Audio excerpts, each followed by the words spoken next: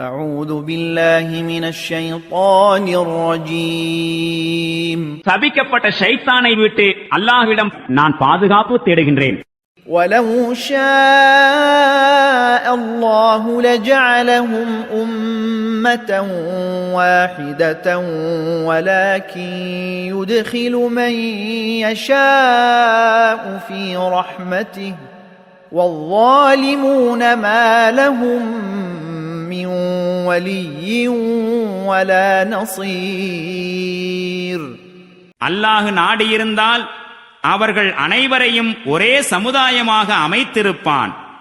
எனினும் அவன் நாடுகின்றவர்களை தன் கருணையில் நுழையச் செய்கிறான். மேலும் கொடுமைக்காரர்களுக்கு எந்த பாதுகாவலரும் உதவியாளரும் இலர்.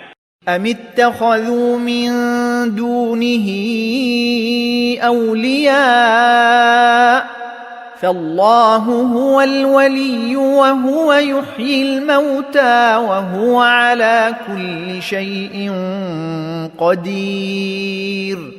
என்ன இவர்கள் அவனை விடுத்து பிறரை தம் பாதுகாவலர்களாய் எடுத்துக்கொள்ளும் அளவுக்கு அறிவீனர்களாயிருக்கின்றார்களே? அல்லாஹுவே பாதுகாவலனாவான். அவனே இறந்தவர்களை உயிர்ப்பிக்கின்றான்.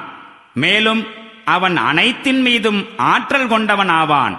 وَمَا اخْتَلَفْتُمْ فِيهِ مِنْ شَيْءٍ فَحُكْمُهُ إِلَى اللَّهِ ذَلِكُمُ اللَّهُ رَبِّي عَلَيْهِ تَوَكَّلْتُ وَإِلَيْهِ أُنِيبُ. உங்களுக்கிடையே எந்த விவகாரத்தில் கருத்து வேறுபாடு ஏற்பட்டாலும் அதில் தீர்ப்பு வழங்குவது அல்லாஹுவின் பணியாகும். அந்த அல்லாஹுதான் என் அதிபதி. அவனையே நான் முழுமையாக சார்ந்திருக்கின்றேன். மேலும் அவன் பக்கமே நான் திரும்புகின்றேன்.